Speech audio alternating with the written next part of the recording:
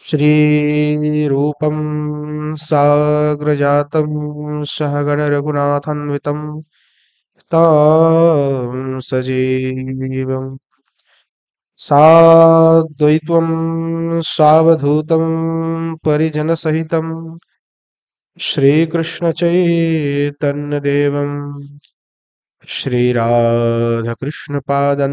सहगण ललिता श्री विशाखान्वितश्च गौररामौषमारम्भम् ईश्वरीं च मध्यमाम् अस्मदाचार्यपर्यन्तं वन्दे गुरुपरम्पराम् संसारदुःखजलधौ पतितस्य कामः क्रोधादिनक्रमकरैर्कबलीकृतस्य दुर्वासना निगडितस्य निराश्रयस्य चैतन्यचन्द्रमम देहि पदावलम्बम् पञ्चतत्त्वात्मकं कृष्णं भक्तरूपस्वरूपकं भक्तावतारं भक्ताख्यं नमामि भक्तशक्तिकम् वंशे विवशितकरान्नवनीहृदाभा पीताम्बरधरोरविं विफलाधरोष्ठात् पूर्णन्दसुन्दरमुखा दरविन्दनेत्रा कृष्णात् परं किमपि तत्त्वमहं न जाने विद्युल्लता विलसिता नुपमा कान्तिं वैदग्ध्यकारुण्यरसा प्लुतपद्मनेत्रा वृन्दावननवनिकुञ्जरसैकतृष्णां राधां विना किमपि तत्त्वमहं न जाने श्रीमद्भागवतं नौमि यस्यैकस्य प्रसादतः अज्ञातानपि जानाति हि सर्वगमानपि गङ्गातरङ्गरमणीयं जटाकलापं गौरी निरन्तरविभूषितवामभागं नारायणप्रियमनङ्गमदापहारं वाराणसीपुरपतिं भज विश्वनाथं नारायणं नमस्कृत्य नरं चैव नरोत्तमं देवीं सरस्वतीं व्यासं ततो जयमुदीरयेत् जननी जनको वन्दितधरणिधरणीधरो सन्तानवत्सलो पूज्यो सन्तनो कुशलार्थिनो श्रीरूपं साग्रजं वन्दे रघुनाथं कृपामयं श्रीजीवं भट्टयुगं च संयनसुखदायकम् येषां सहजस्निग्धानं पादरेणुमभीक्ष्णसा सर्वविघ्नविनाशाय शिरसा धारयाम्यहम् वृन्द्यायै तुलसी दिव्यै प्रियायै केशवश्च च कृष्णभक्तिप्रदे देवी सत्यवत्यै नमो नमः वाञ्छकल्पतरुभ्यश्च कृपा सिन्धुभ्यैव च पतितानं पावनेभ्यो वैष्णवेभ्यो नमो नमः हरे कृष्ण कृष्ण कृष्ण हरे हरे हरे राम राम राम हरे हरे बोलो श्री राधा गिरिंद्र बिहारी लाल की जय। बोलो जय जय श्री राधेश्याम निताई गौर हरि बोल। শ্রী পণ্ডিত বাবার অসীম কৃপা এবং অনুকম্পায় আমরা নিত্য সৎসঙ্গে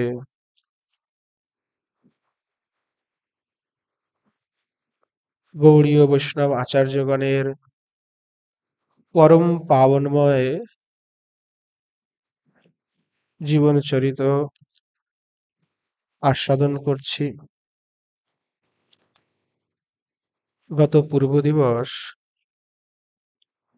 শ্রী সূর্যকুণ্ডের সিদ্ধ বাবার পরম পাবনময় জীবনী আমরা আস্বাদন করেছি। ব্রজের প্রসিদ্ধ যে সিদ্ধ মহাত্মাগণ অর্থাৎ শ্রী গোস্বামীগণের পরবর্তীতে যারা ব্রজের সর্বস্ব আচার্য হয়েছেন এবং গৌড়ীয় সম্প্রদায়কে যারা ভবিষ্যতের দিকে নিয়ে গেছেন, যাদের কারণেই বর্তমানে সম্প্রদায় টিকে আছে, সেই সমুদায় যে ব্রজাচার্যগণ সিদ্ধ সন্তগণ তাদের যে এই করে কৃপা যিনি করেছিলেন, অর্থাৎ তাদের যে স্রোত, মূল স্রোত, যার মাধ্যমে তিনি হলেন ব্রজের সিদ্ধ শ্রী জয়কৃষ্ণ দাস বাবাজি মহারাজ কাম্যবনের। অর্থাৎ গোস্বামীদিগের পরবর্তীতে ব্রজমণ্ডলে বিষয় বিরক্ত বৈষ্ণবগণ এবং গৃহস্থ বৈষ্ণবগণের মধ্যে যে রাগানুগা ভক্তি দেখতে পাওয়া যায়, অর্থাৎ শ্রী গোস্বামীগণের যে আদর্শ, সেই রাগানুগা ভক্তি এবং গৃহস্থগণের মধ্যেও যে ভক্তি, তার যদি অনুসন্ধান করা হয় তাহলে তার যে প্রবাহটি, মূল স্রোত, সেটি হলো শ্রী কাম্যবনের সিদ্ধ বাবার থেকেই এসেছে। তিনি ব্রজের গোস্বামীগণের পরবর্তীতে সর্বপ্রথম সিদ্ধ মহাত্মা। আচার্যগণ লিখেছেন, শ্রী হরিদাস দাসজি, যে সিদ্ধ জয়কৃষ্ণ দাস বাবাজি মহারাজ কোথা থেকে যে এই কৃপাটি লাভ করেছিলেন বা উনি যে কার মাধ্যমে এই সমস্ত কিছু প্রাপ্তি করেছেন, তার আসলে কোনো স্রোত নেই। তা আসলে কেউ জানেও না, সেটি অজ্ঞাতই। তথাপি ভক্ত ভগবানের এই অদ্ভুত লীলা সঙ্গম, গোবিন্দ যাকে কৃপা করেন তাকে কোনো না কোনো ভাবে, কোনো মাধ্যমে তিনি কৃপা করেন। যিনি কৃপার যোগ্য তিনি অবশ্যই কৃপা লাভ করবেন। আমরা শ্রী মধুসূদন দাস বাবাজি মহারাজের জীবন চরিত্র দেখতে পাই যে কি রূপে শ্রীজি তাকে স্বয়ং কৃপা করলেন। যখন তিনি গুরু পাচ্ছেন না, সে সময় শ্রীজি তাকে গুরু প্রদান করেছিলেন। অনেকেই বলেন শ্রীজি নাকি দীক্ষা প্রদান করেছিলেন। তবে যাই হোক, বিষয়টি সমগ্র যে সিদ্ধ বাবাগণ হয়েছেন তারা মূলত শ্রী সিদ্ধ জয়কৃষ্ণ দাস বাবাজি মহারাজের কৃপা আশীর্বাদেই হয়েছে। কথিত আছে যে তৎকালীন সময়ে রাধাকুণ্ডে শ্রী জগদানন্দ দাস পণ্ডিত বাবাজি মহারাজ ছিলেন। তার নাম পূর্বে ছিল জগদীশ ভট্টাচার্য সার্বভৌম, ন্যায় বেদান্তের পরম বিদ্বান ছিলেন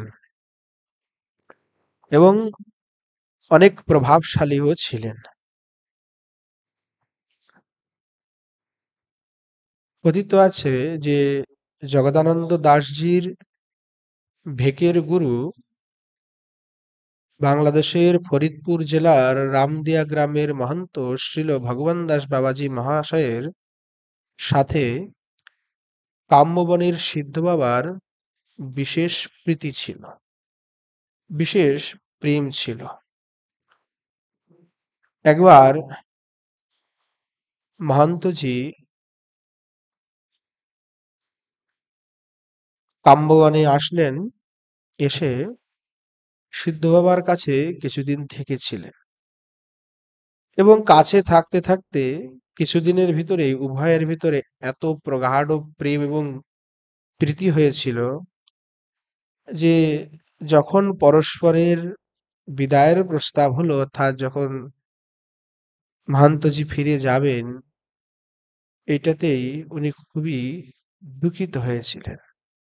কথিত আছে যে তাদের ভিতরে এত প্রিয়তা, এত প্রেম হয়েছিল যে মহন্তজি চলে যাবেন এই খবর শুনে উভয়েই, মহন্তজি এবং সিদ্ধ বাবা উভয়েই মূর্ছিত হয়েছিলেন এবং তখন আর মহন্তজির যাওয়া হলো না। মহন্তজি 1 মাস কাল পর্যন্ত সিদ্ধ বাবার কাছে থেকে গেলেন। পরবর্তীতে 1 মাস পরে অনেক কষ্টে, দুঃখে, শোকে পরবর্তীতে মহন্তজি সিদ্ধ বাবার থেকে বিদায় গ্রহণ করে গমন করেছিলেন। এই ঘটনাটি জগদানন্দ দাসজির অধ্যয়নের ছাত্র, গায়ক এবং শিক্ষক পণ্ডিত অদ্বৈত দাস বাবাজি মহারাজ, তিনি শ্রীযুক্ত কামিনী কুমার ঘোষ মহাশয়কে বলেছিলেন। সেটি হরিদাস দাসজি পরবর্তীতে কামিনী ঘোষজির থেকেই শ্রবণ করে এই ঘটনাটি উল্লেখ করেছিলেন। পরম্পরা সূত্রে জানা যায় যে সিদ্ধ বাবা শ্রী গঙ্গামাতা গোস্বামিনীর পরিবারের অন্তর্ভুক্ত ছিলেন। যে সময় তিনি কাম্যবনে বিচেল্লিবাস নামক স্থানে ভজন করছিলেন, সেই সময়ে শ্রী নিত্যানন্দ বংশীয় বাংলাদেশের ঢাকার লক্ষ্মীকান্ত প্রভুর পুত্র শ্রী নবকিশোর গোস্বামীজি তার শ্রী রাধা মদনমোহন বিগ্রহ যুগলকে সঙ্গে নিয়ে এসে শ্রী ব্রজধামে দর্শনে এসেছিলেন এবং ব্রজের দর্শনে এসে বিভিন্ন জায়গায় দর্শন পূর্বক সিদ্ধ বাবার দর্শনে কাম্যবনে গিয়েছিলেন। কাম্যবনে গিয়ে সেখানে সিদ্ধ বাবার কুটিরে কিছুদিন অবস্থান করেছিলেন। সেখানে থেকে নিত্যপ্রতি শ্রী রাধা মদন মোহনের সেবা করতেন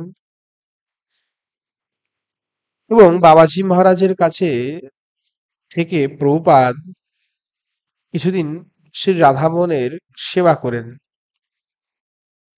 যখন প্রভুপাদ বাবাজি মহারাজের থেকে বিদায় নিয়ে নিজ গৃহে প্রত্যাবর্তনের জন্য উদ্যত হলেন, ঠিক সেই সময় রাত্রিবেলায় তখন শ্রী রাধা মদন মোহন প্রভুপাদকে স্বপ্নাদেশ দিলেন যে,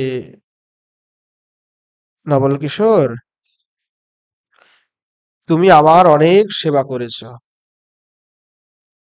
তোমার সেবায় আমি খুব প্রসন্ন হয়েছি, তোমার সেবা পেয়ে আমি খুব সন্তুষ্ট হয়েছি, কিন্তু আমার ইচ্ছা যে তুমি আমাকে বাবাজি মহারাজকে দিয়ে দাও। আমি বাবাজি মহারাজের সেবা গ্রহণ করতে চাই, বাবাজি মহারাজের কাছেই থাকতে চাই, আমি এখান থেকে যাব না।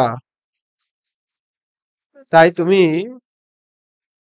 আমাকে বাবাজি মহারাজের কাছেই তুমি রেখে যাও।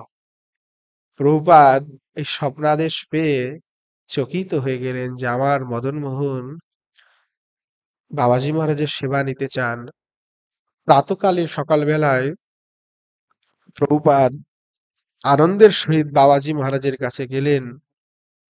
গিয়েই বাবাজি মহারাজকে প্রণাম আদি করে বললেন, বাবা, মদন মোহন তো এতদিন আমার প্রাণ ছিল, কিন্তু আপনার দর্শনে মদন মোহন যে এত প্রেমী হয়ে গেছেন, মদন মোহন আর আমার সেবা নিতে চান না, মদন মোহন আপনার সেবা নিতে চান।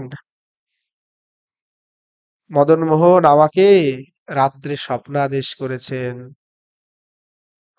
আপনি কৃপা করে মদন মোহনকে রাখুন, ইনি আপনাকে ছেড়ে আর কোথাও যেতে চান না। মদন মোহন আমাকে এই নির্দেশ করেছেন। তখন প্রভুপাদের স্বপ্নাদেশ মতো বাবাজি মহারাজ মদন মোহনকে পেয়ে যার পর নাই আনন্দিত হয়েছিলেন।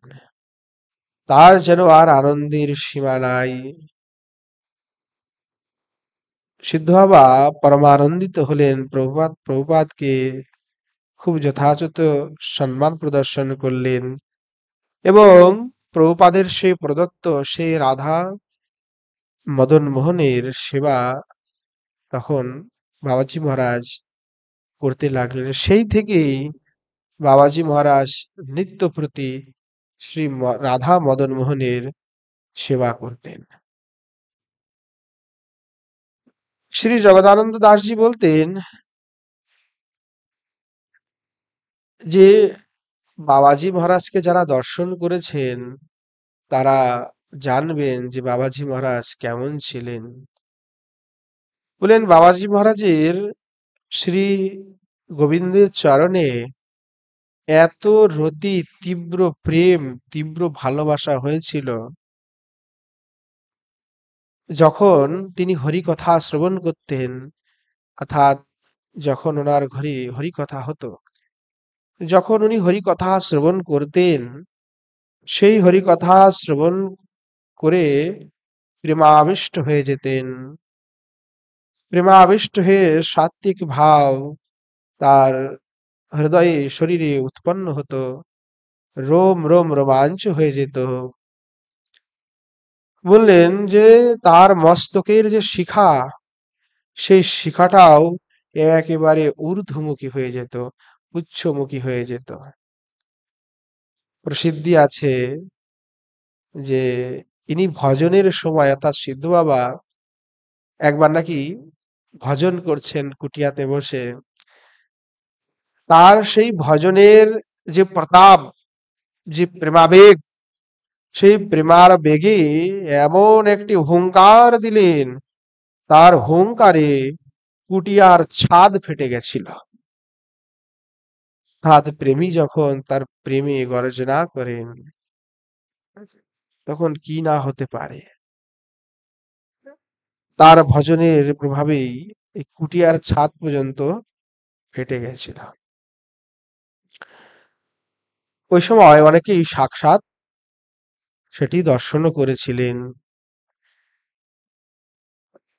কথিত আছে সিদ্ধ বাবা যে কখন ঘুমাতেন, কখন জাগতেন কেউ বলতে পারতেন না। যখনই কেউ যেতেন, দেখতেন বাবা বসে হরিনাম করছেন, যেন দিবা রাত্র হরিনামেই তিনি মত্ত।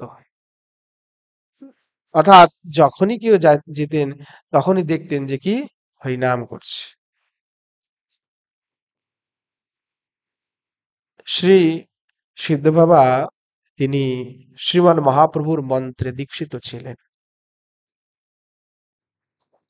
অনেকেই যে প্রসঙ্গ আমরা কালকে শ্রবণ করেছি, কালকে শ্রী মধুসূদন বাবা সূর্যকুণ্ডের, তার জীবনীতে আমরা প্রত্যক্ষ প্রমাণ দেখতে পাই যে সিদ্ধ প্রণালী কেবল হরিনাম নিয়ে কখনোই তার কল্যাণ সাধিত হয় না। অবশ্যই মন্ত্র দীক্ষার প্রয়োজন আছে। মন্ত্র দীক্ষা ব্যতিরেকে ভজন জগতে প্রবেশ নাই। এই রকমই প্রমাণ শ্রী জয়কৃষ্ণ দাস বাবার জীবনেও প্রত্যক্ষ দৃশ্যমান। ইনারা কোনো সাধারণ পুরুষ নন, কোনো তথাকথিত সিদ্ধ নন, একেবারে ব্রজের মুখ্য যারা তারা পুরুষ প্রত্যক্ষ সবাই জানেন। অনেকেই বলেন তার সিদ্ধ মধুসূদন দাস বাবাজি মহারাজ তিনি প্রশ্ন লিখে পাঠিয়েছিলেন গোবর্ধনের সিদ্ধ বাবার কাছে, যে অনেকেই বলেন যে গৌরাঙ্গ মহাপ্রভুর মন্ত্র আদির কোনো প্রয়োজনই নাই, এসব ভোকাস। সে সময় অনেকের অনেক কথা বলেছেন যে মহাপ্রভুর মন্ত্র আদির প্রয়োজন নেই, শুধু কৃষ্ণ মন্ত্র হলেই, অষ্টাদশ হলেই কাজ হয়ে যাবে। আবার অনেকেই বলেন যে হরিনাম করলেই হয়ে যাবে, বাকি দীক্ষার প্রয়োজন নেই। কিন্তু কথা হচ্ছে যে যদি তাই হবেন তবে পদ্ধতিত্রয়ের ভিতরে গৌর মন্ত্র, নিত্যানন্দ মন্ত্র, অদ্বৈত প্রভুর মন্ত্র, শ্রীবাস পণ্ডিতের, গদাধরের, এদের মন্ত্র কেন আচার্যপাদরা উল্লেখ করলেন? কেন ঊর্ধ্বমনায় সংহিতায় মন্ত্র উল্লেখ করলেন গৌর মন্ত্র আলাদা করে? কেন ঊর্ধ্বমনায় তন্ত্র হতে শ্রী ধ্যানচন্দ্র গোস্বামী আদি গোপাল গুরু গোস্বামীগণ তারা মন্ত্র উদ্ধার করলেন? তার কারণটি কি? শ্রী মহাপ্রভুর যে মন্ত্রটি যেটি স্বতন্ত্র, মহাপ্রভুর পঞ্চতত্ত্বের মন্ত্র ব্যতিরেকে পঞ্চতত্ত্বের সেবা হতে পারে না। অবশ্যই ভাবে শ্রী রাধা মন্ত্র এবং পঞ্চতত্ত্বের মন্ত্রটি আবশ্যিকভাবে থাকা উচিত, প্রত্যেকের পরম্পরায় থাকা উচিত। এই মন্ত্রের প্রয়োজনীয়তা আছে। যদি বলেন এগুলি গোস্বামীরা বানিয়েছে, তাহলে একেবারে এটা অকাট্য মিথ্যা কথা। গ্রন্থ অনন্ত, শাস্ত্র অনন্ত।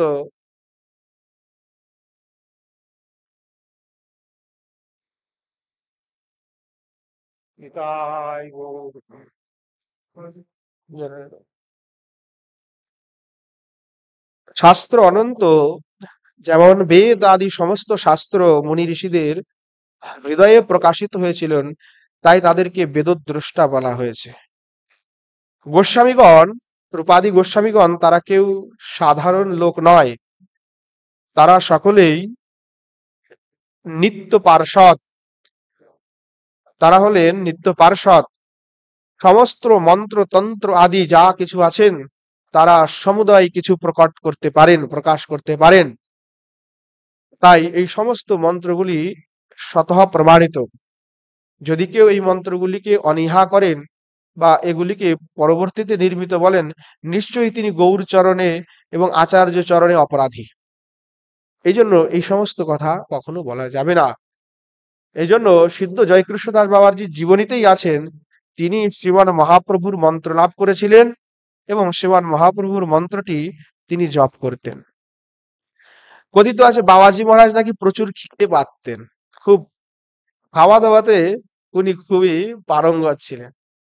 আবার অনাহারেও নাকি অনেক দিন অনাহারেও পার করে দিতে পারতেন। বলতেন উভয় সমর্থবান, এদিকে খেতে দিলেও খুব খাবেন, আবার কখনো অনাহারেও ভজন করছেন। শ্রী মদন মোহনের প্রসাদী দ্রব্য ব্যতিরেকে তিনি আর কোনো কিছু গ্রহণ করতেন না। আবার প্রচুরতর আহার করলেও আর অনাহার করলেও, অর্থাৎ আহার করলেও কিন্তু একটা অলসতা আসে। যখন আপনি আহার করবেন, আহার করলে কি হয়, শরীর ইন্দ্রিয় একটু তখন অলস হয়ে যায়, মনে একটু ভাত ঘুম দিয়ে আসে, অলস হয়ে যায়, কারণ ইন্দ্রিয় তো সেগুলো হজম করবে। কিন্তু বাবাজি মহারাজের অলসতা হতো না, মানে প্রচুর খেলেন মদন মোহনের প্রসাদ, কিন্তু কোনো অলসতা নেই। আবার অনাহারে আছেন, তথাপি ইন্দ্রিয় দুর্বল হয়ে গেছে, অলস হয়ে গেছেন, এমনটিও হতো না। শ্রী গোবর্ধনের সিদ্ধ কৃষ্ণদাস বাবাজি মহারাজ, সূর্যকুণ্ডের সিদ্ধ মধুসূদন দাস বাবাজি মহারাজ, এনারা সকলেই অনুগত ছিলেন কার? শ্রী জয়কৃষ্ণদাস বাবাজি মহারাজের। তাদের অনুগত হয়ে যারা ভজন করেছেন ব্রজে, তারা সকলেই সিদ্ধ হয়েছেন। সিদ্ধর শিষ্য সিদ্ধই হয়, হ্যাঁ। জয়সা চেলা বৈসা, জয়সা গুরু বৈসা চেলা। তো ঠিক গুরু যদি সদ্গুরু হয়, তবে প্রকৃত মার্গে তিনি নিয়ে যেতে পারেন। তো আচার্যগণ, যত ব্রজের বৈষ্ণবগণ পরবর্তীতে যারা সিদ্ধ হয়েছেন, সবই এই সিদ্ধ জয়কৃষ্ণ দাস বাবাজি মহারাজের কৃপাতে, তার থেকে এই স্রোত। একবার যখন শ্রী মদন মোহনের সেবা উনি লাভ করেছিলেন, যখন ওই নবল কিশোর গোস্বামীজি যখন স্বপ্নাদেশ পেয়ে প্রভুপাদ যখন বাবাজি মহারাজকে রাধা মদন মোহনের বিগ্রহটি অর্পণ করেন, সেই সময় ওনার তো একটু বয়স হয়েছে, তখন শ্রীজির কৃপায় বা রাধা মদন মোহনের কৃপায় এক অল্প বয়স্ক বাবাজি ওনার নিকটে ভজন শিখতে আসেন এবং বাবাজি মহারাজের সেই রাধা মদন মোহনের বিগ্রহ সেবায় উনি নিয়োজিত হন। বাবাজি মহারাজ নিজে সেবা করতেন, তাতে সহায়তা করতেন। ছেলেটি খুবই বিনীত ছিল, খুবই বিনয়ী, অল্প বয়স, বিগ্রহ সেবাতে সেবা আদি করতেন। ভগবানের উপরে বিশেষ তার প্রেম ছিল। সর্বোপরি তিনি সেবাতে এত নিপুণ ছিলেন, তার ভগবত প্রেম, নিষ্ঠা, হরিকথায় রুচি, এগুলি অদ্ভুত ছিল। সিদ্ধ বাবার তার প্রতি খুব প্রসন্ন হলেন এবং অতি অল্প দিনেই বাবাজি মহারাজের কৃপা তিনি লাভ করেছিলেন। তার এই দৈন্যতা, তার এই সেবা বৃত্তি, সেবা ভাব, এখন তো বলে বলে করানো যায় না। আগে বলতে হতো না, কৃপা লাভের যাদের ইচ্ছা তাদের বলতে হয় না, তাদেরকে ফোর্স করতে হয় না, স্বাভাবিক তাদের প্রবৃত্তি, স্বাভাবিক তাদের রুচি। তখন তার সেবাতে বাবাজি মহারাজ এত প্রসন্ন হয়ে গেলেন, বাবাজি মহারাজ একদিন তাকে ডাকলেন আন্তরিকভাবে নিজের কাছে। বাবাজি মহারাজের কাছে রাগানুগা ভজন শিখতে অনেক বৈষ্ণবজন আসতেন। সে সময় ব্রজে সিদ্ধ বাবা প্রথম, উনি রাগানুগা ভজনে কিভাবে আগে বাড়তে হবে, কি সিদ্ধান্ত, কি মার্গ, এই সমস্ত কিছু কিন্তু সবাই তার কাছেই জানতে আসতেন, শিখতে আসতেন। সেই অল্প বয়স্ক বাবাজি তিনিও দেখতেন। হঠাৎ করে যেদিন একদিন আর কি, তখন সিদ্ধ বাবা ছেলেটিকে একান্তে ডেকে বললেন, আচ্ছা বাবা, তোর তো সত্যি ভজনে অনেক আগ্রহ, সেবাতেও তোর অনেক রুচি, তা তুই কাজ কর, তোকে রাগানুগা ভজন তুমি করো, তোমার অনেক আগে যেতে পারবে। তবে রাগানুগা ভজন করতে হলে না, সিদ্ধ প্রণালীটা চাই।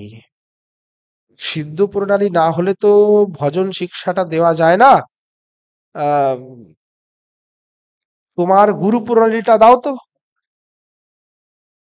তখন সেই বাবাজি বললেন, বাবা, গুরু প্রণালীটা আবার কি?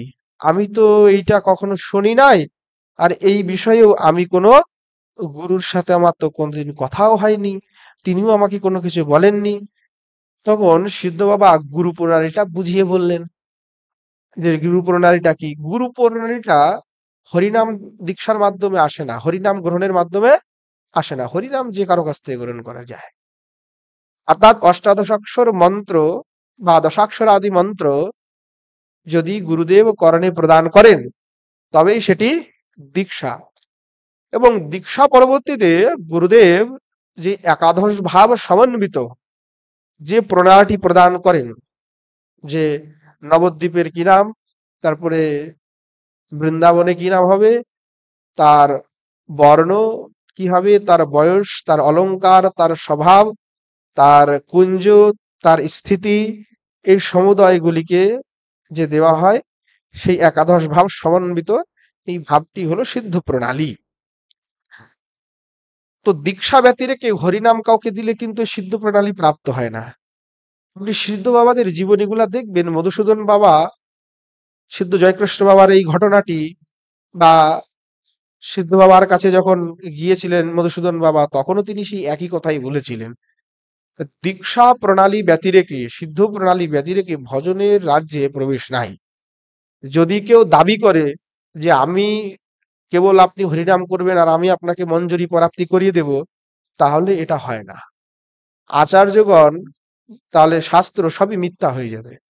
যদি এটাই হয়, তাহলে জীব গোস্বামী পাদাদি সৎসন্ধানে উল্লেখ করলেন যে ইমম পরম্পরা প্রাপ্তম, যে পরম্পরাটি প্রাপ্ত হয় সেটি মন্ত্র শক্তির মাধ্যমে প্রাপ্তি হয়, হরিনামাদির মাধ্যমে নয়। সেজন্য অষ্টাদশাক্ষর মন্ত্র বা দশাক্ষর আদি যে মন্ত্রটি আছে সেটির মাধ্যমেই গুরু পরম্পরা বা সিদ্ধ প্রণালীটি হয় পরস্পর। তাই ছাড়া কখনোই সিদ্ধ প্রণালী হবে না। সম্বন্ধনুগা ভজন, আমাদের যদি সম্বন্ধই স্থাপন না হয়, তবে কিন্তু আপনি ভজন জগতে আগে বাড়তে পারবেন না। এসব যদি কেউ দাবি করে, সে দাবিগুলি হচ্ছে নিরর্থক দাবি, কখনোই অসম্ভব। তাহলে সমস্ত শাস্ত্র মিথ্যা হয়ে যাবে। তাহলে আমাদের যারা গুরুগণ আছেন, আমাদেরকে তো দীক্ষা না দিয়ে ওই হরিনাম প্রদান করে দিয়ে দিতে বলতেন, যে ঠিক আছে তোমাকে দীক্ষার প্রয়োজন নাই। তো এমন কোনো কি ঘটনা হয়েছে? হয় নাই। তো গৌড়ীয় সম্প্রদায়ের আচার্যগণ খুব সিদ্ধান্তবাদী, ভজনানন্দী, তীব্র ভজনানুগী, রাগানুগা ভজনের চরমোৎকর্ষবাদী, তথাপি সিদ্ধান্তবাদী। অর্থাৎ এরকম কোনো শাস্ত্র ব্যতিরেকে কোনো মনোকল্পিত সিদ্ধান্ত তারা প্রদান করেন না। এই জন্য বাস্তব উদাহরণ সিদ্ধ মধুসূদন দাস বাবাজি মহারাজের সাথে যে ঘটনা হলো, এতদ ব্যতিরেকে জয়কৃষ্ণ দাস বাবাজি মহারাজের এই যে ঘটনাটি, সেটাও এই একই জিনিসটাই স্পষ্ট নিরূপণ করে যে সিদ্ধ প্রণালী ব্যতিরেকে কখনোই রাগানুগা ভজন মার্গে আগে প্রবেশ হয় না, কখনোই নিকুঞ্জে সেবা প্রাপ্তি হয় না। এটা অসম্ভব, কেউ পারবে না দিতে। যদি দিতে পারতেন, তাহলে সিদ্ধ জয়কৃষ্ণ দাস বাবাজি মহারাজ বা গোবর্ধনের সিদ্ধ বাবার থেকে তো আর বড় কেউ সিদ্ধ হবেন না। হতে পারে আচার্যগণের থেকে? অসম্ভব ব্যাপার। এই জন্য গুরু প্রণালীটি খুবই আবশ্যক। বাবাজি মহারাজ তখন বললেন, আচ্ছা, তো তোমার গুরু প্রণালী যদি নাই, দেখো এই হলো গুরু প্রণালী। তা সিদ্ধ গুরুবর্গের অনুগত হয়ে তাদেরই কৃপাদত্ত সিদ্ধ গোপীরূপা মঞ্জরি দেহে সেবা করার নামই হচ্ছে রূপানুগা ভজন। তো গুরু যদি মঞ্জরি স্বরূপটি প্রদান না করে থাকতে, তাহলে কিন্তু সেই ভজন রাজ্যে আগে প্রবেশ করা যাবে না। তোমাকে আমি কিভাবে নির্ণয় করব তোমার সম্বন্ধ, তুমি কোন পরিবার, তোমার মঞ্জরীকে, তোমার সখীকে, তোমার কোন যোগপীঠে কি সেবা, এগুলো আমাকে তো দেখতে হবে, তারপর ভজনের আমি নির্দেশ করব। সেগুলি কিছুই নাই, আমি কিছুই নির্দেশ করতে পারবো না। যদ্যপি তারা সামর্থ্যবান ছিলেন, ত্রিকালদর্শী পুরুষ ছিলেন, তথাপি কিন্তু সিদ্ধান্ত বিরুদ্ধ কার্য করেননি, সিদ্ধান্ত প্রতিপাদন করলেন। বললেন, বাবা, আমার খুব ইচ্ছা ছিল তোমাকে রাগানুগা মার্গের ভজন শেখাবো, কিন্তু দেখো গুরু প্রণালী ব্যতিরেকে এই রূপানুগা ভজনে প্রবেশ হয় না। তাই এই সিদ্ধ স্বরূপ ব্যতীত রাধা গোবিন্দের প্রেম সেবা প্রাপ্তিও হয় না। আর অন্য কোনো উপায় নাই যার মাধ্যমে তুমি রাধা গোবিন্দের সেই নিত্য নিকুঞ্জের সেবাটি প্রাপ্তি করতে পারো। কেউ পারবে না তোমাকে দিতে। যদি তুমি সেই সিদ্ধ প্রণালী আদি দিয়ে সেই সম্বন্ধ নিয়ে যদি ভজন না করো, তাহলে কেউ তোমাকে সেই গোবিন্দের প্রেম সেবা প্রাপ্তি করাতে পারবে না। এই জন্য একটা কাজ করো, আমি তোমাকে উপদেশ করি, তুমি একবার নিজ দেশে ফিরে যাও। নিজ দেশে গিয়ে গুরুদেবের কাছে গিয়ে গুরু প্রণালীটি নিয়ে এসো। গুরু প্রণালীটা নিয়ে আসলে সেটি আমি দেখে পরবর্তীতে তোমাকে ভজন পথটি নির্দেশ করব। কনিষ্ঠ বাবাজি রাগানোগা ভজনের নাম শুনে খুবই লুব্ধ হয়েছিলেন।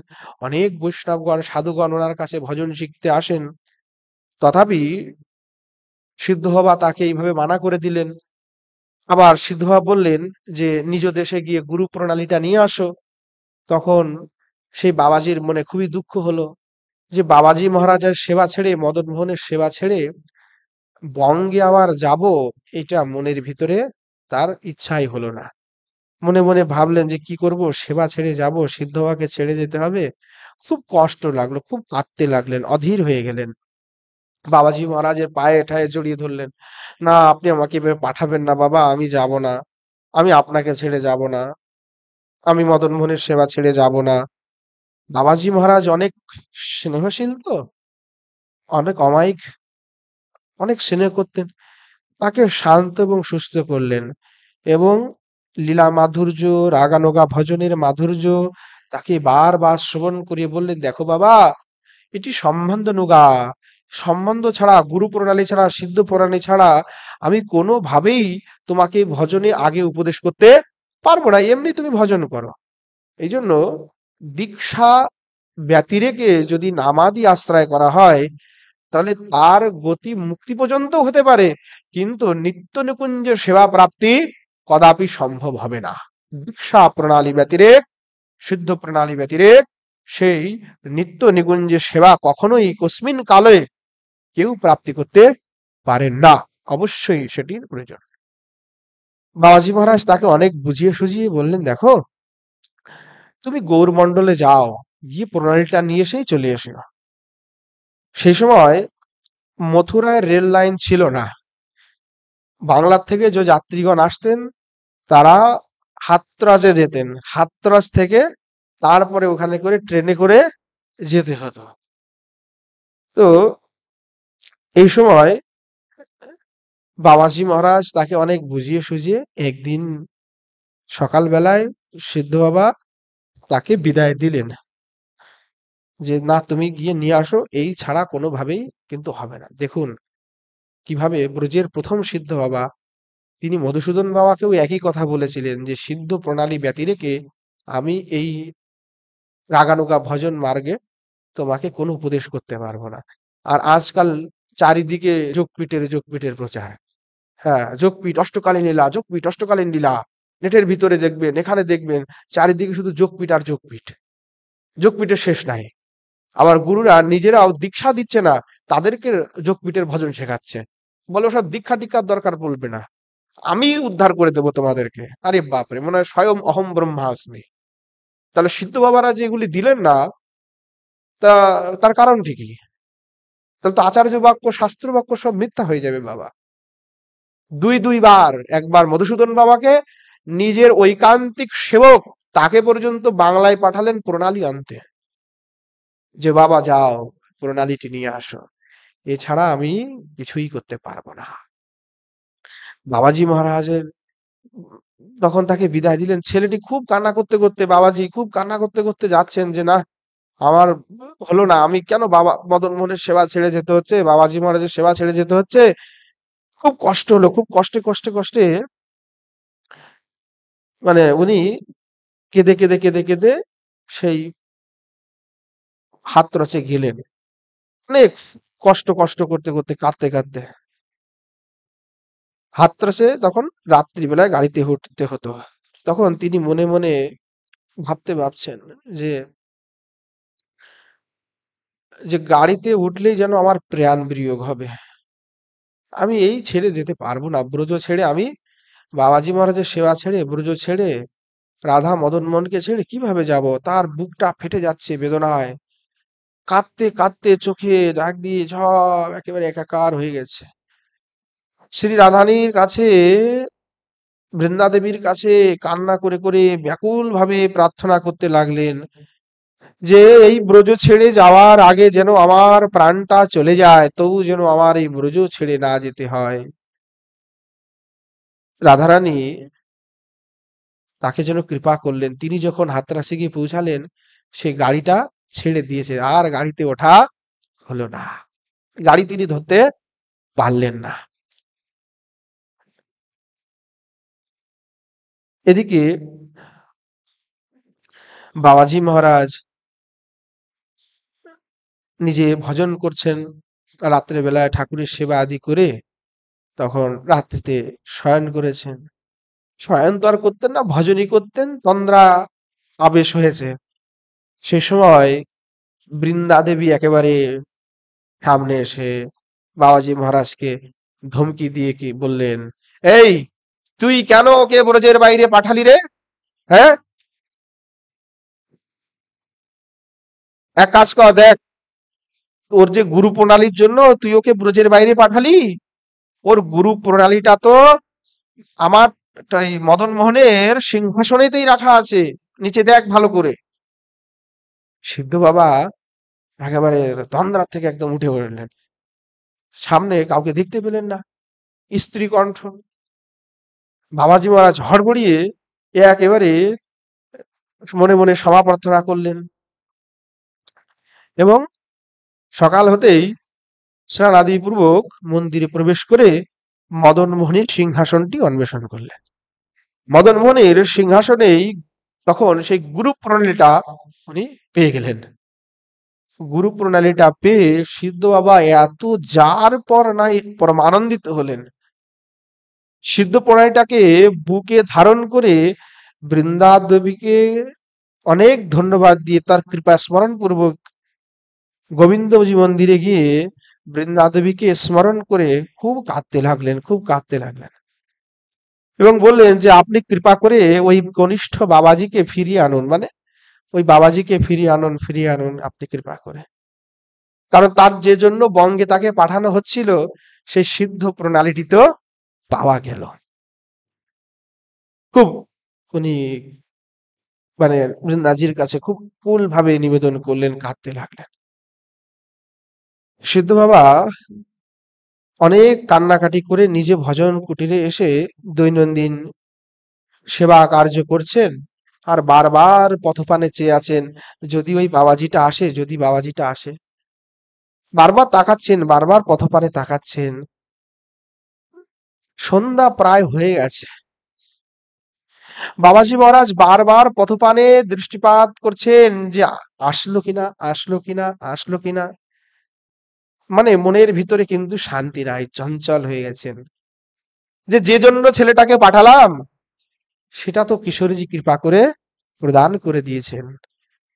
ঠিক সেই সন্ধ্যার সময় সেই বাবাজি ক্ষুধায় তৃষ্ণায় পথশ্রমে কাঁদতে কাঁদতে, এদিকে বাবাজি মহারাজ বঙ্গে যেতে বলেছেন কিন্তু সে যেতে পারেনি, আজ্ঞা উল্লঙ্ঘন করে ফেলেছেন। তাই ভয়ে দুঃখে কান্না করতে করতে একেবারে সিদ্ধ বাবার চরণে এসে পতিত হয়ে গেলেন। চোখ দিয়ে জল অঝরে পড়ছে, কাঁদছেন বাবাজি মহারাজের চরণ ধরে, বাবা আমাকে ক্ষমা করুন, আমি মদন মোহনকে ছেড়ে যেতে পারি নাই, আপনাকে ছেড়ে যেতে পারি নাই বাবা, আমি গিয়েও যেতে পারি না, আমি ফিরে এসেছি, আমাকে ক্ষমা করুন, আমি আপনার আজ্ঞা পালন করতে পারিনি বাবা, আমাকে ক্ষমা করুন, আমাকে ক্ষমা করুন। হাউ মাউ করে সে বেচারা কাঁদছে বাবাজি মহারাজের চরণ ধরে।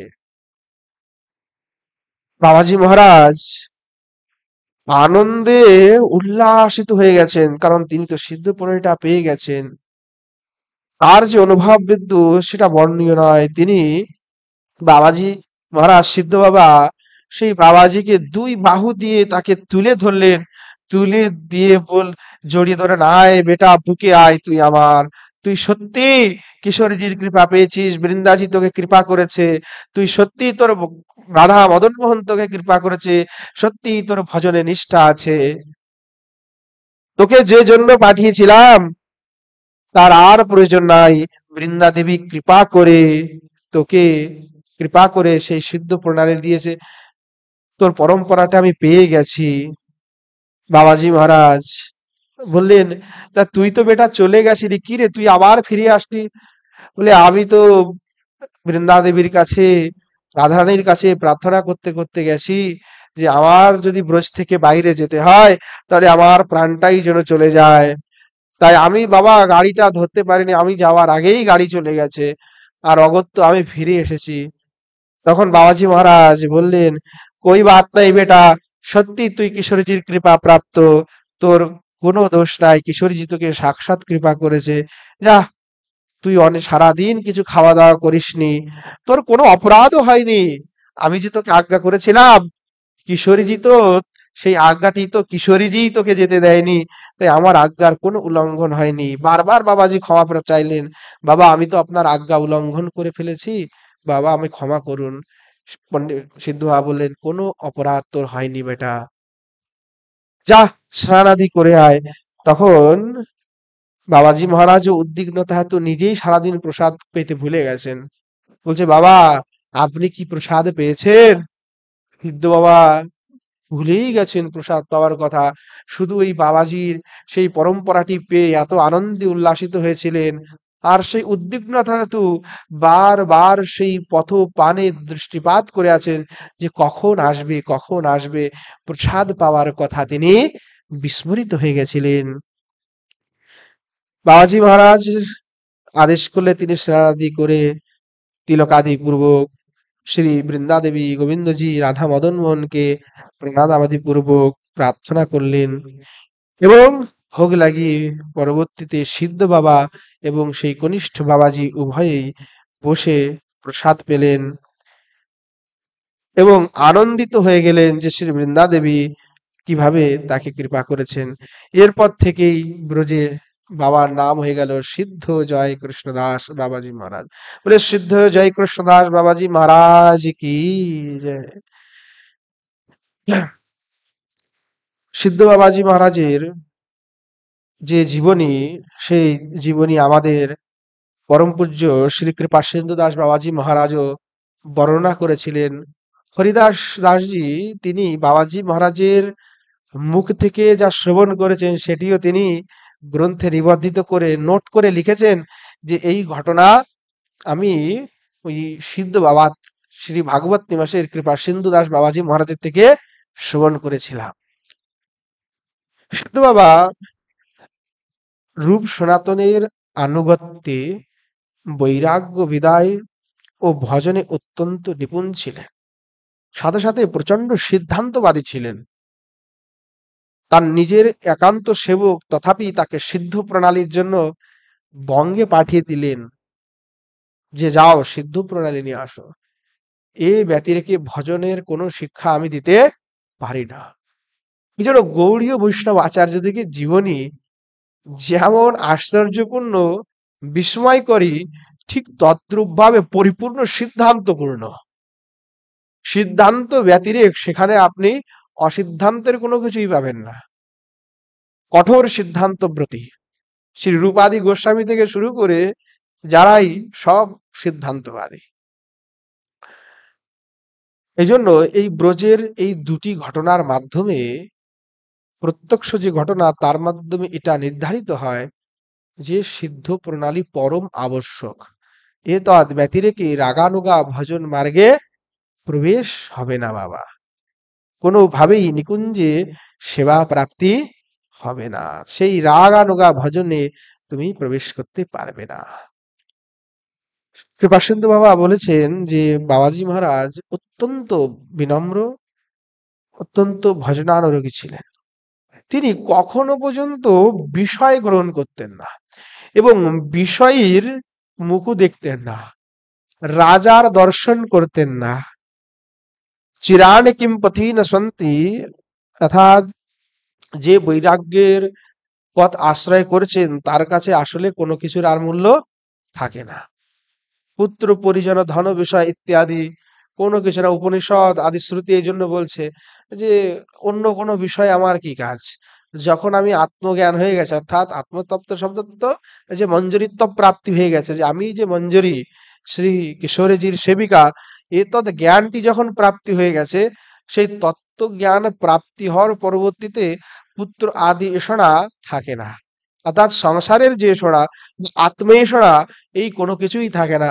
তখন অভিলাষা মাত্রত্ব কি, একমাত্র শ্রী কিশোরীজির চরণের সেবা, এই তদ ব্যতিরেকে অন্য কোনো বিষয়ের প্রতি তাদের লক্ষ্য থাকে না। শুদ্ধ বাবা তার জীবনে এটি দেখিয়ে গেছেন যে তিনি কেমন সিদ্ধান্তবাদী ছিলেন এবং বিষয়কে কেন একেবারে তিনি পরিত্যাগ করেছিলেন। ব্রজের বিভিন্ন স্থানে ভ্রমণপূর্বক বাবাজি মহারাজ ভজন করতেন। ভ্রমণকালে শ্রী বৃন্দাদেবীর আজ্ঞাতেই কাম্যবনে বিমলাকুণ্ডের তীরে ভজনের স্থান নির্দেশপূর্বক তিনি বাস করতে থাকেন। তখন যখন তিনি কাম্যবনে ছিলেন, সেই সময় কাম্যবন ভরতপুরের রাজার অধীনে ছিল। সিদ্ধ বাবার প্রভাব তখন চারিদিকে ছড়িয়ে গেছে। সিদ্ধ বাবার প্রভাবকে শ্রবণ করে রাজার মনে ইচ্ছা হলো যে তিনি সিদ্ধ বাবার দর্শন করবেন। এখন রাজা মানুষ প্রথমে কি করে, যে জোগাড় লাগায় যে কিভাবে কারোর সাথে, যদি আমি ভিআইপি মানুষ, তাহলে একে ওকে বলে তার পরবর্তীতে অর্ডার দিলে দেখাশোনা হবে। এখন রাজা বিভিন্নভাবে অনেক আয়াস প্রয়াস করলেন যে আমি দেখা করতে চাই। কিন্তু সিদ্ধ বাবা মানা করে দিলেন যে আমি রাজাদের সাথে, রাজপুরুষের সাথে দেখা করি না। তখন রাজা কি করলেন, যে দেখলেন যে সিদ্ধ বাবার কৃপা এইভাবে লাভ হবে না। একদিন উনিও ছেঁড়া কাঁথা নেড়া মাথা পরে ছদ্মবেশে একেবারে ওই সাধুর মতো সেজে উনি সিদ্ধ বাবার ভজনের কুটিরের দ্বারে গিয়ে বসে মালা জপ করতে থাকলেন। হ্যাঁ, তখন সিদ্ধ বাবা কুটিয়াতে ছিলেন না। সিদ্ধ বাবা সে সময় ভিক্ষা করতে গ্রামে গিয়েছিলেন। এখন গ্রাম থেকে সিদ্ধ বাবা ভিক্ষা দিন করে অর্ধেক পথে এসেছিলেন এবং সেখানে অর্ধেক পথে এসেই সিদ্ধ বাবা আবার ফিরে গেলেন গ্রামে এবং গ্রামে গিয়ে চিল্লাতে থাকলেন, গ্রামবাসীকে বলতে থাকলেন, এই ভাই সবাই এদিকে আসো, সবাই এদিকে আসো, আমার ঘরে আগুন লেগে গেছে, শিগগিরই যাও, শিগগিরই যাও, আমার ঘরের আগুনটা নিভিয়ে আসো। হ্যাঁ, আমি ঘরে যাব, আমার আগুন নেভাও, আগুন নেভাও। বাবাজি মহারাজ এবার চিৎকার করলেন। সব ব্রজবাসীরা এসে গেল, কি ব্যাপার, কি ব্যাপার বাবা? বলছে আমার ঘরে আগুন লেগেছে, আমার ঘরে আগুন লেগেছে। সব ব্রজবাসীরা একেবারে দৌড়ে গেলেন আর বাবাজি মহারাজ গ্রামেই বসে থাকলেন। গ্রাম থেকে একটু দূরেই ছিল কুটিয়া। সবাই দৌড়ে গিয়ে দেখলেন যে একজন বসে বাইরে সাধু ওই মালা জপ করছে। তখন সবাই গিয়ে দেখেন যে কে ব্যাপার, ওই কে তুমি, কে তুমি, কে? দুই একজন ওখানে কেউ ছিলেন, তারা রাজাকে চিনতেন। ও দেখে, আরে মহারাজ, এ তো মহারাজ আমাদের। আরে সবাই ওই সবাই প্রণাম করে, মহারাজ, মহারাজ। তা মহারাজ আপনি এই বেশে কেন? বাবা আমি তো সিদ্ধ বাবা দর্শন করতে এসেছি। সিদ্ধ বাবাকে তো অনেক আয়াস কয়াস প্রয়াস করেও আমি দর্শন করতে পারি না, তাই এই বেশ ধারণ করে বাবার কৃপা লাভ করতে এসেছি। তখন প্রজা যারা ছিলেন গ্রামবাসী, তারা বললেন, বাবা মহারাজ দেখুন, আপনি এখানে বসে আছেন, সিদ্ধ বাবা গ্রামে বসে আছে। তিনি অর্ধেক পথ এসেই বুঝে গেছেন যে আমার ঘরের সামনে কোনো বিষয় পুরুষ এসেছে। তিনি আগুন আগুন বলে চিৎকার করে চারিদিকে হাল্লা করে দিয়েছেন। আমরা এসে তো আপনাকে দেখছি, তা বাবাজি মহারাজ বিষয় পুরুষের দর্শন করেন না। হ্যাঁ, তা বাবা মহারাজ আপনার কাছে আমরা সবাই হাত জোড় করে নিবেদন করি, রাজহট এবং যোগী হট, বলে রাজহট তো হট হতে পারে, তার থেকে যোগী হট সব থেকে বেশি কোট। হ্যাঁ, বলে বাল হট, স্ত্রী হট, রাজ হট, আর হলো যোগী হট। তো যোগী যদি একবার হট করে, তো সেই হটের আর কোনো মহারাজ ওষুধ নাই। তো বাবাজি মহারাজ আপনি যদি এখানে থাকেন, বাবাজি মহারাজ আসবে না, আপনার দর্শন হবে না। তা মহারাজ আপনি কৃপা পূর্বক এখান থেকে চলে যান, নাহলে বাবাজি মহারাজের ভজনে সমস্যা হবে, তিনি দুঃখ পাবেন, কষ্ট হবেন, সেটা কি আপনার পক্ষে ভালো হবে, মঙ্গলকর হবে? এইভাবে যখন রাজাকে বোঝালেন, রাজা ভীতও হলেন, ভয়ে দেখালেন যে আপনার সর্বস্ব নাশ হয়ে যায় বাবাজি মহারাজ যদি ক্রোধিত হয়। তখন উনি চলে গেলেন এবং খুব বিষণ্ণ হয়ে চলে গেলেন।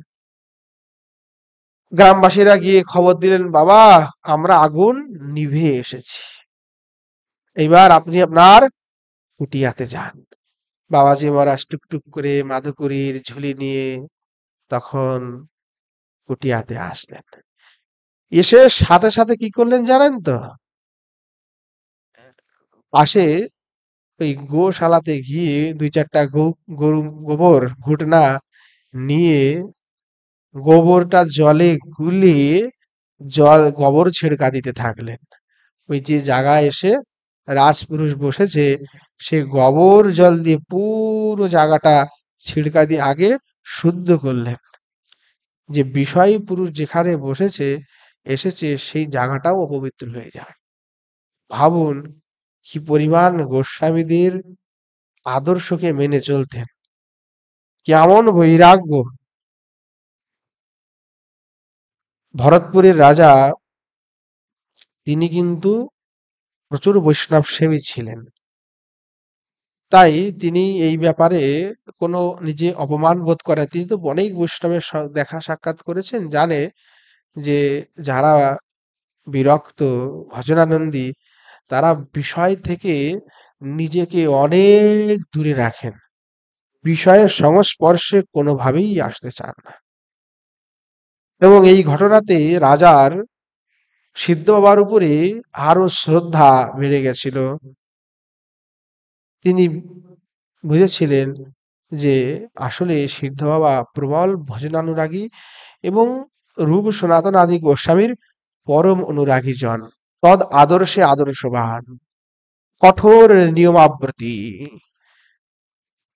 সিদ্ধ বাবা অন্তরেও অন্তরে অন্তরে কিন্তু তার প্রতি প্রসন্নতাই হয়েছিলেন, তাকে কোনরূপ অভিসম্পাদ আদি করেননি। কারণ ভরতপুরের রাজার আন্ডারে কিন্তু তৎকালীন সময়ে সমস্ত গৌড়ীয় বৈষ্ণবের মন্দিরগুলির সেবা হতো। অনেক বহু বহু মন্দিরের সেবা তারা সে সময় করেছেন, সংস্কারও করেছেন। বাবাজি মহারাজ সেই কাম্যবনে যখন ভজন করছিলেন, সে সময় কিছুদিন পরে সেখানকার কিছু গোপ বালকগণ বাবাজি মহারাজকে বিরক্ত করতে আরম্ভ করে। এই এসে উদাম করলো, হ্যাঁ, গোপ বালক তো, ওদের সব উদাম করলো, কখনো এটা করলো কখনো এটা করলো, ওই উদ্দণ্ডতা করতো।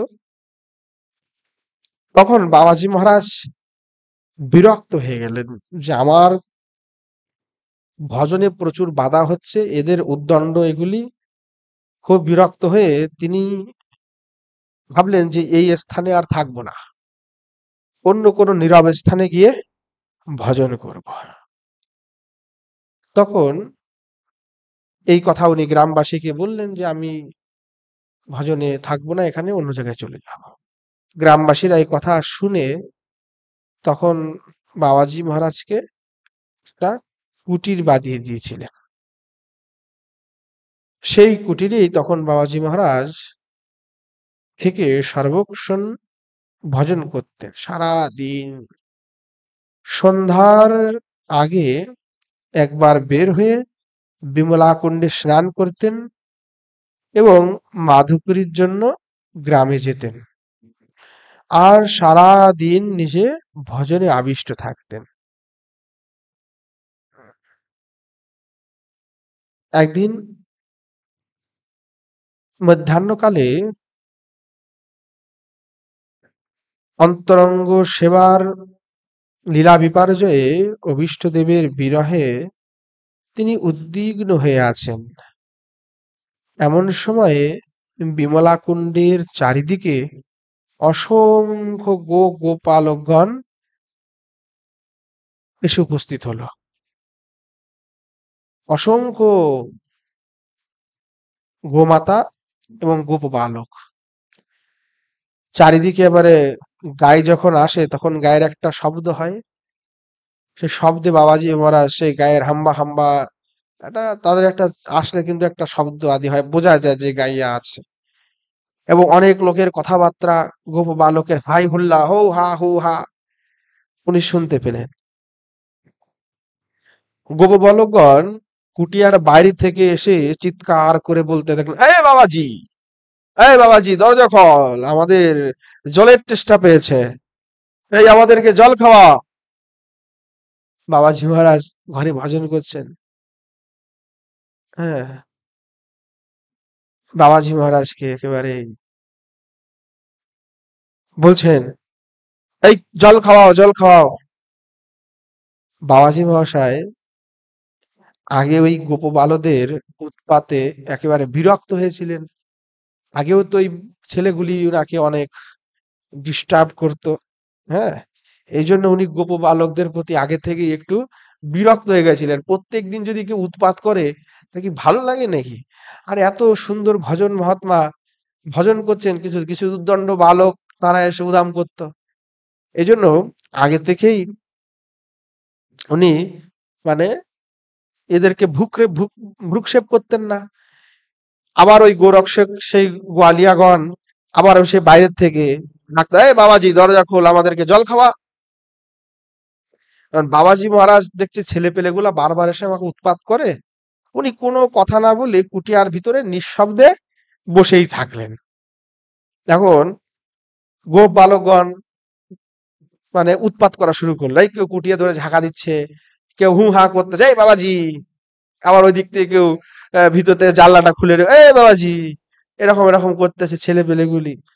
হ্যাঁ, এবার উৎপাত করতে করতে আবার একজন দরজার ফাঁকে দিশে বলছে, এই বাবাজি, বাঙালি বাবাজি, এই বাঙালি বাজি, তুই কি ভোজন করিস আমি সব জানি, এই বাবাজি দরজা খোল।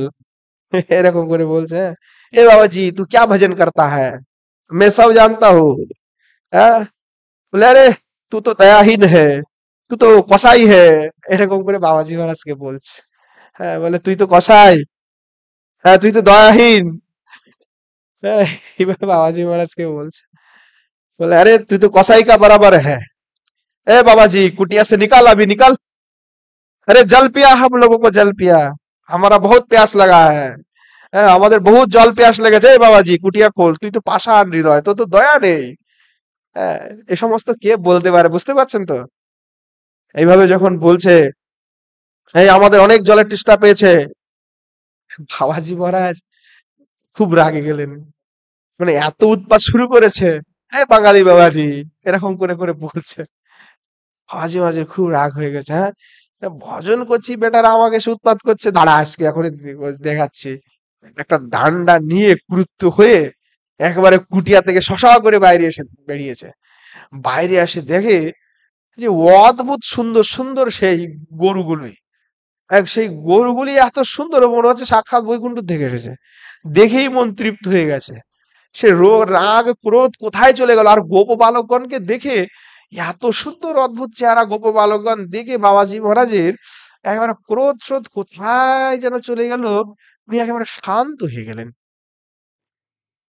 শান্ত হয়ে জিজ্ঞাসা করছেন, আরে একেবারে উনি দেখতেই থাকছেন ওই বালককে, যে এত সুন্দর বালক দেখছেন, দেখে জিজ্ঞাসা করছেন, লালা তুমি কোথা থেকে এসেছো, কোথায় থাকো?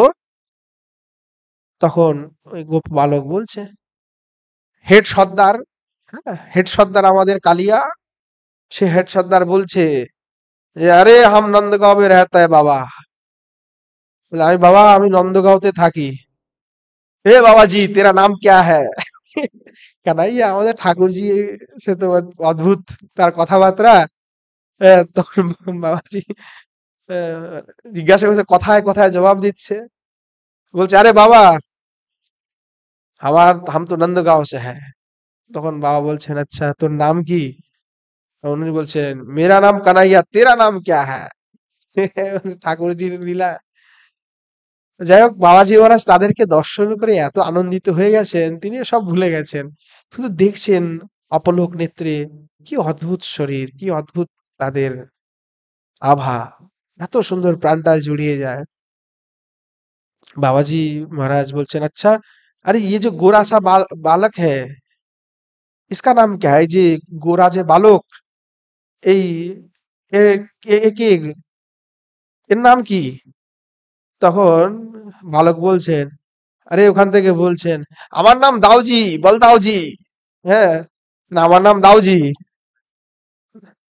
তখন আবার আমাদের কানাইয়া বলছেন, এ বাবাজি ইতনা সাবাল ভাবাল মাত পুছা কর, पहले जल पिला, बहुत प्यास लगा है। বলছেন যে, এই বাবাজি, এই কথাটা কথা কম বলো, আগে আমার জলের চেষ্টা পেয়েছে, আগে আমাকে জল খাওয়াও। তখন বাবাজি মহারাজ খুব মানে দাদারা যে এইভাবে কথা বলছেন, তিনি এটা এমন একটা যেটা তন্ময় হয়ে গেছেন, তিনি শুধু তাদের ওই রূপ সৌন্দর্যকে পান করছেন। বাবাজি মহারাজ তো তার রাগ ক্রোধ সব চলে গেছে, আনন্দিত হয়ে গেছেন।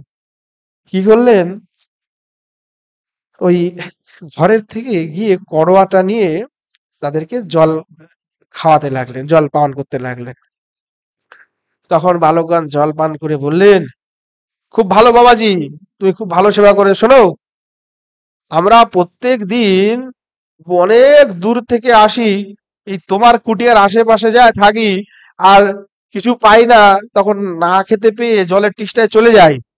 হ্যাঁ, একটা কাজ করাও, এখন থেকে আমার জন্য, আমাদের এই সবার জন্য তুমি জল রাখবে আর বালভোগ রাখবে, ওইটা আমরা খাবো।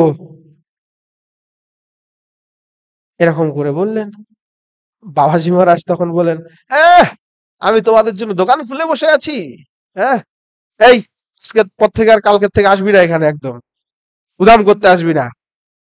হ্যাঁ, এইভাবে বললেন। এদিকে ওনারা জল পান ঠান করে চলে গেলেন।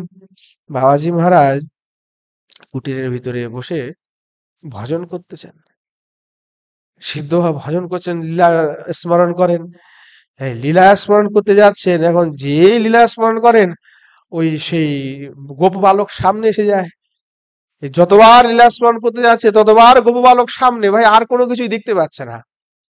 ভালো দুশ্চিন্তায় পড়ে গেলেন, যে চোখ বন্ধ করলে চোখ খুললেও তাকেই দেখতে পাই, আমার সে লীলা স্মরণে তো আর প্রবেশই হচ্ছে না, কি ব্যাপার? এত সুন্দর দৃশ্য, মানে এত অদ্ভুত গোপ শিষ্য, তার কথাবার্তা, হ্যাঁ, এগুলা কেন কোনোভাবেই আর ভুলতে পারছে যে, কথাও বলছে, বকাও দিচ্ছে, কিন্তু এত মধুর, শুনতে ভালো লাগছে, যেন কর্ণ একেবারে আনন্দিত হয়ে যাচ্ছে। করণানন্দ মানে কর্ণকে আনন্দিত করে দিচ্ছে, এত সুন্দর, এত অদ্ভুত। এবার স্মরণ করেন বারবার, তাদেরই দৃশ্য দেখতে থাকেন, কোনোভাবেই যেন আর চোখের থেকে, সামনে থেকে, হৃদয় পটল থেকে সেই দৃশ্য আর যাচ্ছে না। তখন বাবাজি মহারাজ একেবারে চিন্তা করতে লাগলেন, এই বালক কারা, কে? এবার দেখার জন্য এবার আরো উৎকণ্ঠ হয়ে গেলেন, যে আমি যদি আবার দেখতে পারতাম কি হতো, ভালো হতো। তখন আবার কুটিয়ার থেকে বাইরে আসলেন, দেখি বালকগুলি আছে কিনা। এসে এক কোনো চিহ্ন পর্যন্ত নাই, বালক তো দূরে থাক, সে শত শত গাভী ইত্যাদি ছিল, তার কোনো কিছুই কিচ্ছু নাই, সব হাওয়া হয়ে গেছে। বাবাজি মহারাজ তো আরো হলেন, যে কি ব্যাপার, এইটুকানি ক্ষণের ভিতরে কোথায় কি হয়ে গেল। আর উনি আরো চিন্তা হয়ে গেলেন, দুঃখে কাতরে আগ মানে অধীর হয়ে গেলেন, যে নিশ্চয় এ আর কেউ না, সাক্ষাৎ গোবিন্দ। আমাকে এইভাবে প্রভু ছল করলে, আমাকে দর্শন না দিয়ে চলে গেলে, আমি, আমার কি দুর্ভাগ্য, আমি তোমার সাক্ষাৎ দর্শন করতে পারলাম না।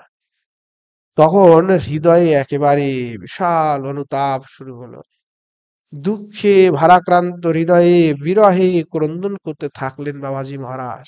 পশ্চাত্তাপ হতে থাকলো, যে আমি কেমন না ব্যবহার করেছি রে, আমাকে বলেছিল যে প্রত্যেকদিন এখানে আসি, আমাদের জন্য একটু জল, একটু বাতাসা রেখো, আমি আরো বলে দিলাম যে এই উদাম করবি না, আর এখন আর কালকের থেকে আসবি না, তাহলে আমি এরকম বলে দিলাম, আরে সাক্ষাৎ গোবিন্দকে না করে দিলাম, আমার কি অপরাধ হয়ে গেল, গোবিন্দ আমাকে ছল করলেন।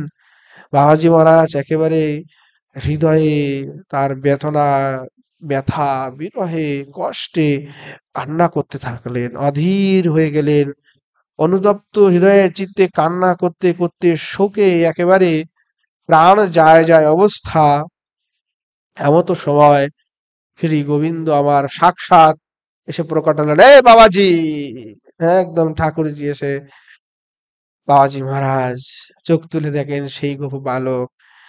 তৎক্ষণাৎ তিনি আবার সেই শ্রীকৃষ্ণ বিগ্রহে সাক্ষাৎ দিবজ মুরলীধর হয়ে তার সামনে প্রকট হলেন।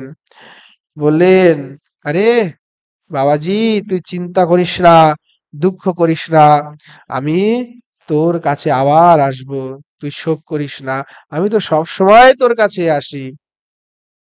এইভাবেই বাবাজি মহারাজকে উনি দর্শন দিলেন। বাবাজি মহারাজ ঠাকুরজির দর্শন পূর্বক পরম আনন্দিত হলেন, তার আবেশ ভঙ্গ হলো, তিনি ধৈর্য ধারণ করলেন। সে ঠাকুরজি বলেছিলেন, আমি কালকে আবার আসব। পরের দিন এক বৃদ্ধা ব্রজমাই শ্রী গোপালজির মূর্তি নিয়ে তার বাবাজি মহারাজের কাছে আসলেন। এসে বললেন, বাবাজি, বাবাজি, কুটিয়ার সামনে এসে ডাকাডাকি করছেন। বাবাজি মহারাজ কুটিয়া থেকে বেরিয়ে এসে দেখেন এক বৃদ্ধ ব্রজমাই গোপালের মূর্তি কোলে করে নিয়ে দাঁড়িয়ে আছেন। তখন বাবাজি মহারাজ এসে বললেন, বলুন কি ব্যাপার। বলছেন, বাবাজি শোনো, আমার দ্বারা এই গোপালের সেবা হয় না, তুমি এই গোপালের সেবা করো। বাবাজি মহারাজ বললেন, আমি সেবা করব? আমি কোথা থেকে সেবা করব? হ্যাঁ, সেবা করার জন্য যে বস্তু চাই সেসব আমি কোথায় পাবো? তখন বৃদ্ধা বললেন, আরে বাবাজি, তুই চিন্তা করিস না, ইনার সেবার যা দ্রব্য লাগবে সব আমি তোকে এনে দেব, কোনো অসুবিধা নেই। গোপালজির এত সুন্দর বিগ্রহ, এত মাধুরীযুক্ত, কি দর্শন করে বাবাজি মহারাজ মুগ্ধ হয়েছিলেন।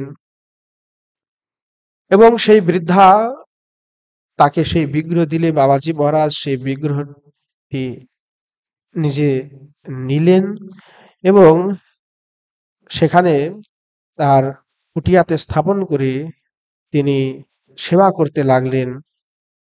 সেই রাত্রেতেই শ্রী বৃন্দাজি স্বয়ং তাকে স্বপ্নাদেশ করলেন যে ওই বৃদ্ধা আর কেউ নয়, আমি তোমাকে শ্রী গোপালজিকে প্রদান করেছি, তুমি গোপালের সেবা করো। শ্রী গোপালজি তোমাকে বলেছিল যে আমি কাল আসব, আর এই বিগ্রহ গোপালই সাক্ষাৎ, এর সাথে কোনো ভেদ নাই, তুমি গোপালের সেবা করো। এইভাবেই শ্রী বাবাজি মহারাজ শ্রী গোপালের সেবা করেছেন। চৈত্র শুক্লা দ্বাদশী তিথিতে সিদ্ধ বাবা অপ্রকট হন। কথিত আছে যখন নাকি বাবাজি মহারাজ অন্তর্ধান হন সেই সময় তিনি বলতে থাকেন, আরে मेरा अंगिया कहाँ है, मेरे लेहेंगा कहाँ है, मेरे फारिया कहाँ है, আহ, যে আমার কাচুলি কোথায়, আমার ঘাগরি কোথায়, আমার ওড়না কোথায়, ইত্যাদি অভিসারিকা ভাবের অভিলাষ করতে করতেই বাবাজি মহারাজ অন্তর্হিত হয়েছিলেন। সিদ্ধ জয়কৃষ্ণ দাস বাবাজি মহারাজ তার কৃপা সান্নিধ্য লাভ করেই ব্রজের শ্রী গোবর্ধনের সিদ্ধ বাবা, সূর্যকুণ্ডের সিদ্ধ বাবা, রণবাড়ির সিদ্ধ বাবা সবাই কিন্তু সিদ্ধ হয়েছেন এবং পরবর্তীতে তাদের সান্নিধ্যে যারা ভজন শিখেছেন তারা সকলেই সিদ্ধ হয়েছেন। তাই আদি সিদ্ধ বাবা হলেন আমাদের সিদ্ধ শ্রী জয়কৃষ্ণ দাস বাবাজি মহারাজ। আজ সময় হয়ে গেছে বাবাজি মহারাজের শ্রী চরণ কমলে অনন্ত কোটি দণ্ডবত প্রণাম পূর্বক, তার যে আদর্শকে প্রণাম পূর্বক, যে সুসিদ্ধান্ত তিনি দিয়ে গেছেন তাকে সম্মান পূর্বক বাবাজি মহারাজের চরণে প্রার্থনা করি আমাদেরও যেন সেই প্রকার গোবিন্দের রতিমতি ভক্তি হয়, শ্রীজির চরণে আমাদেরও যেন সেই রকম আগ্রহ হয়, সেই রকম নিষ্ঠা হয়, এই কামনা পূর্বক আজকে হরিকথা এখানেই বিশ্রাম দিচ্ছি। प्रेम से बोलिए जय जय श्री राधे श्याम। निताय गौर शिखनाथ।